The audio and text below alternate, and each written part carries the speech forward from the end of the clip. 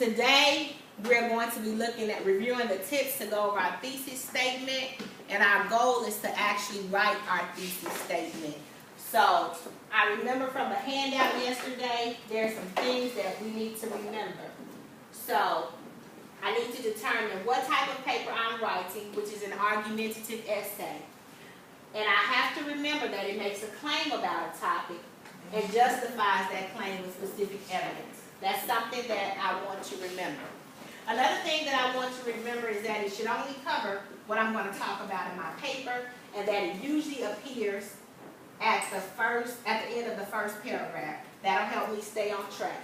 So now I'm moving down, and I'm going to refer to this example of an argumentative thesis statement. High school students should, and should is underlined because it can be an opinion. Your thesis statement can be an opinion. So I remember that. So high school graduates should be required to take a year off to pursue community service projects before entering college in order to increase their maturity and global awareness. The paper that follows should present an argument and give evidence to support that claim. Students should pursue community projects before entering college. So I want to put my ideas together. So the first thing I have to do is think of a topic. So I'm thinking summer is coming, and students have a lot of idle time on their hands. So my thought is that students should participate in some type of activities. So I'm going to go ahead and develop a list. And on that list, I said that summer reading is an idea, summer jobs, and then the third one is summer engagement. Okay? So I know that all students cannot get summer jobs. Elementary and middle school kids cannot get summer jobs. And I know that all kids can engage in summer reading, and even college students can do the number one as well. But summer engagement encompasses everything that I want to say. So I'm going to go ahead and develop that idea a little bit further. So I'm going to use a bubble map to help me get started with my writing. And so my opinion, or my central idea of this thesis statement of the whole essay is going to be right in the center. And that idea is that students should engage in activities over the summer. And I'm going to go ahead and squeeze in summer. And I need supporting evidence to support my central idea that these students should engage in summer activities over the summer.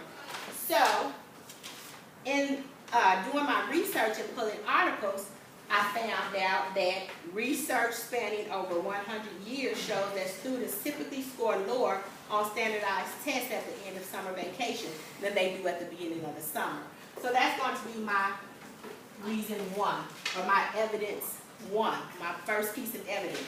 The next thing in the text I see that I've highlighted is that most students lose about 2 months of grade level equivalency in mathematical computation skills over summer months. So that's going to be my second piece of evidence, my reason two.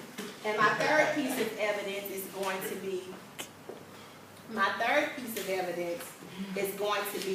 that most children, particularly children at high risk of obesity, gain weight more rapidly when they are out of school during summer break.